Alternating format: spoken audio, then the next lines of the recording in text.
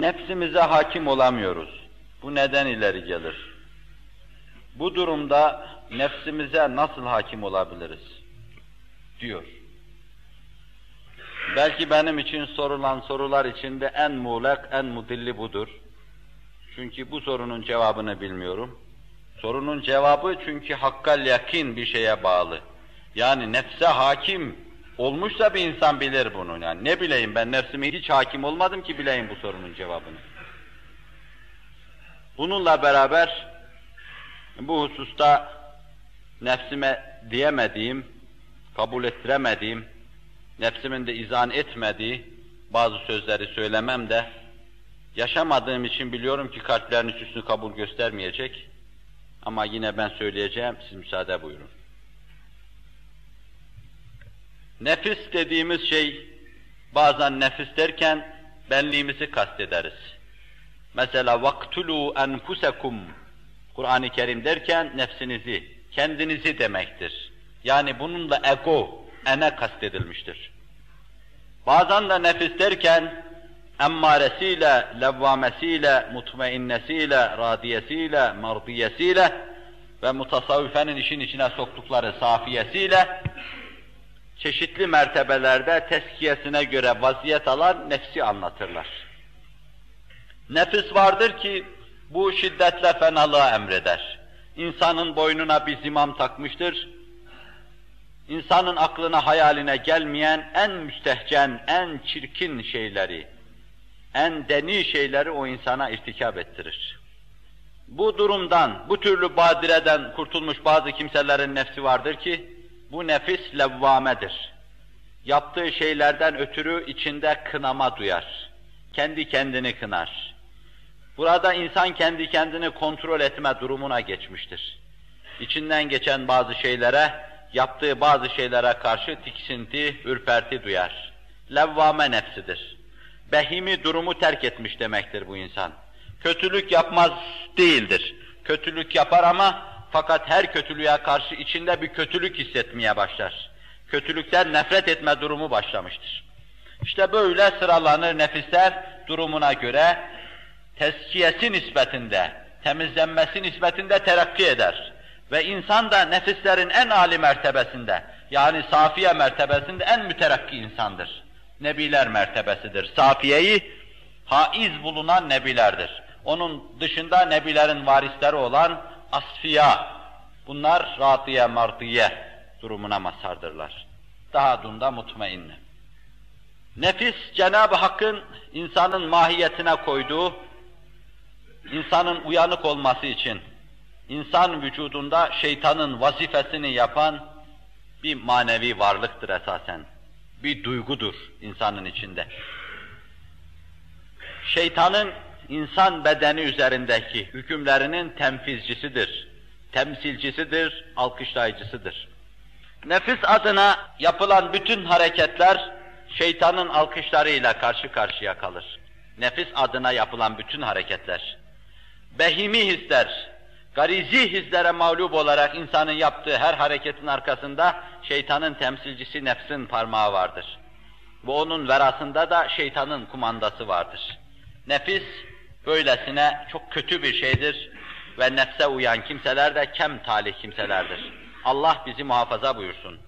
Nefis o kadar ayyardır ki gelişi, gidişi, sağı solu hiç belli olmaz. Sağdan gelir, soldan gelir, önden gelir, arkadan gelir, alttan gelir, üstten gelir. Kıbleden doğru geliverir nefis sana. Soldan gelmesi belki daha hafiftir. Yani kötülüklerle gelir. Kadını, dünyayı, evladı iyali sana cazip gösterir. Elindeki kıstaslarla anlarsın bunu, atıverirsin, tepiverirsin. Ya sağdan gelirse, sağ duygularla gelirse o zaman aldanıverirsin, Allah muhafaza buyursun. Mesela namazınla gelir, orucunla gelir, zekatınla gelir, İslam anlayışınla gelir. Namazın içine riya sokuverir, kendini beğendirir sana, kibir ve gurur sokuverir. Bunlar sağdan gelen şeylerdir nefsin. İslam adına yapıyorum diye mümin kardeşlerine düşürüverir seni. Cihat yapacağım, İslam hakimiyetini getireceğim diye müminlerle vuruşturur seni. Bunlar hep sağdan gelme şeylerdir. Nefsin ister sağdan gelsin, ister soldan gelsin, nefsin gelişi bir insanın felaketi demektir. şanı çok yüce nebilerden birisi Yusuf aleyhisselam, innen nefse leemmâretun bis-sû demek suretiyle nefsi emmareye itimat edilmeyeceğini söylemektedir. Ve Kur'an o peygamberin şeriatında bir mesele olan bu hususu bize anlatmakta ve bu hususta bizim de titrememizi istemektedir. Nefsinizden çok korkun demektedir. Nebiler Nebisi sallallahu aleyhi ve sellem bu hususla alakalı bir hadis-i şeriflerinde a'dâike nefsukelleti beyne cenbeyk. Senin en büyük hasmın, en büyük düşmanın sağ ve solun ortasında senin nefsindir buyurmaktadır. Benliğin içinde, mahiyetin içinde mündemiş nefsindir buyurmaktadır. Nefsi emmareye itimat edilmez, Allah muhafaza buyursun. Yalnız bu nefsin insan üzerinde hakimiyetini temin eden bir kısım amiller vardır veya bir kısım insan davranışları vardır. Bu davranışlarla insan nefsin hakimiyeti altına giriverir.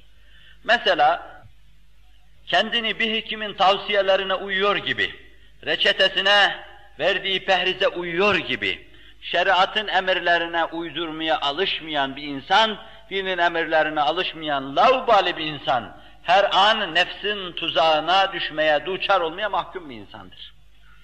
Sokaklarda sık sık dolaşan bir insan bir emri çiğniyor demektir. Rahmet olmayan yerden uzaklaşın diyor. Sizin için maddi manevi fayda temin etmeyen yerden uzaklaşın diyor.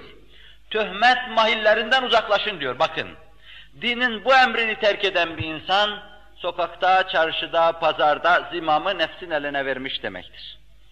Mesela Resul-i Ekrem aleyhissalatu vesselam, az yiyor, az içiyor, az uyuyor ve bunu tavsiye ediyor. Az yediği zaman bir insan, o nispette sadece vücudu gıdasını alacak. Fakat şehvi hisleri, o nispette insan ne kadar mütelahhim, ne kadar güçlü, ne kadar füzuli yağlar vesaireler varsa, ne kadar çok gelişme varsa içinde onun, o nispette belki nefsine düşkünlük yapar. Ama bu noktada faydalıyı alma, faydasızdan içtinab etme. Resul-i Ekrem aleyhissalatu vesselam söylüyor ve tavsiye ediyor bunu. Hazreti Hakkı bu mevzudaki tavsiyeleri şöyle toplar. Ey dide göz demek, ey dide nedir uyku? Gel uyan gecelerde, tefekkür edeceksin, göz onun için. Kevkeplerin, yıldızlar demek, kevkeplerin et seyrini seyran gecelerde. Bak heyeti alemde bu hikmetleri seyret, bul saniini ol ana mihman gecelerde.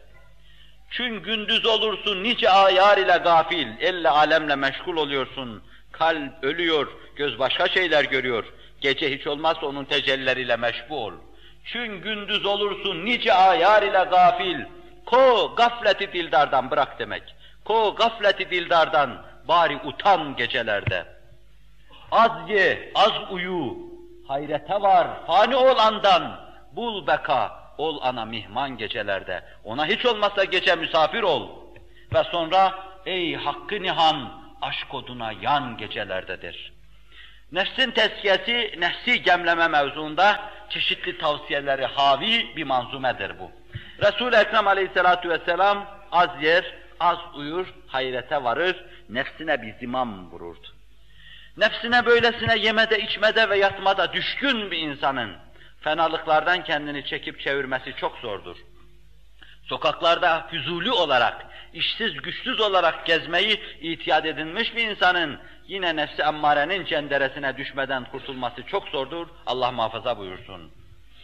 Bunlar hatarlı yollar ve bunlardan içtinap hatarlı yollardan içtinaptır. Bir de çok sağlam bir fikri operasyona kendisini tabi tutarsa, yani kainattan süzülüp gelen mana ve marifet hüzmeleriyle meşbu bulunursa, her an ayat-ı tekviniyeyi düşünürse, kendini düşünürse, imanını şuhud derecesine getirirse, gördüğü, yanına uğradığı, müşahede ettiği, okuduğu ve dinlediği her şeyden Allah'a ait manaları, konduğu her çiçekten bal hüzmesi alan arı gibi alırsa ve içi Allah marifetiyle dolar taşarsa, şuhud derecesine gelen imanıyla bu insan başında müheymin Allah'ı görür. El-mütekebbirül müheymin var ya, lev enzelna parçasında, maktağında görüyoruz.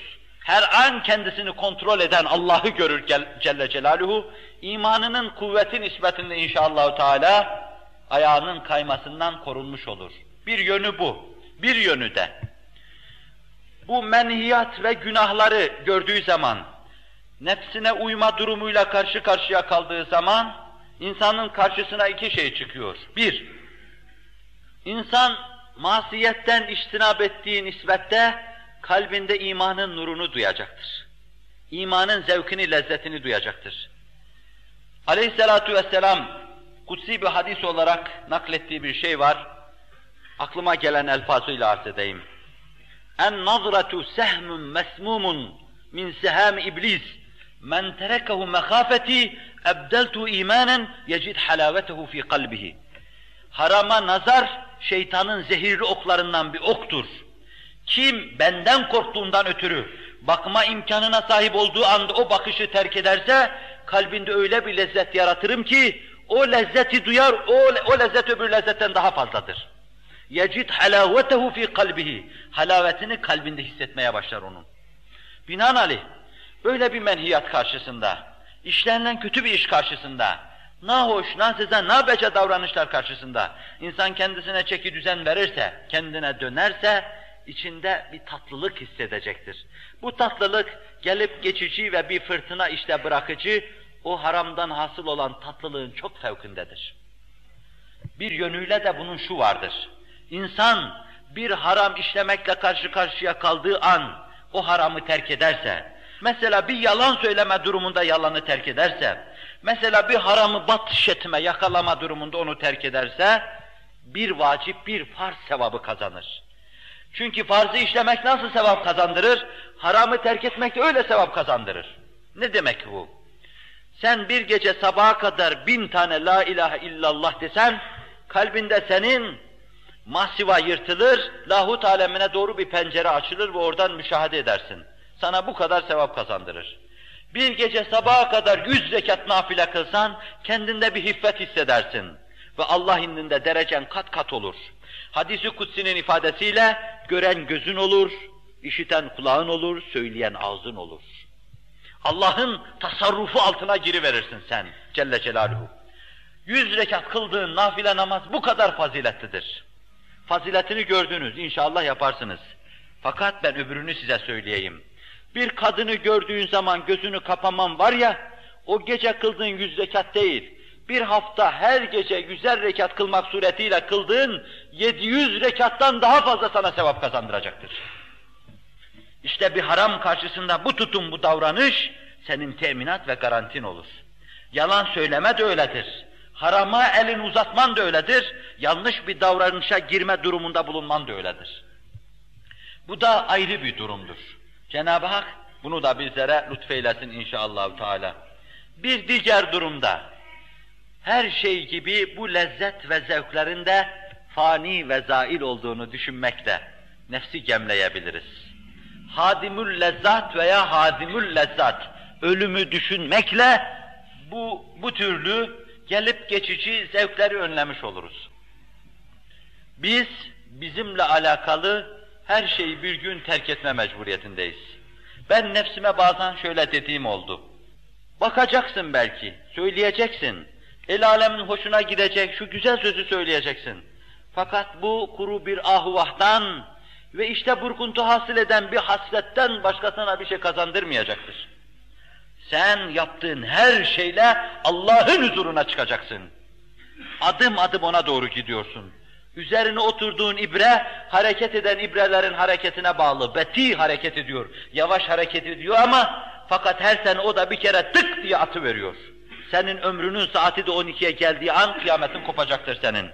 Binaenaleyh böyle tehlikeli bir yerde oturan bir insan, yani zevale gitme mecburiyetinde olan bir insan, fani zevk ve lezzetlere bel bağlamamalı. Öyle baki, ebedi bir zevke bel bağlamalı ki, ona bakışı, onu duyuşu, onu değişi, onu görüşü, onu tadışı, onun için kuru bir hasret, ahuvahtan ibaret bir şey bırakmış olmasın. Belki burada, dünyada, dünya hayatında bu mevzudaki hasbilikleri, fedakarlıkları ahiret hayatını ona kazandırmış olsun. Cenab-ı Hak nefs-i emmarenin şerrinden bizleri muhafaza buyursun.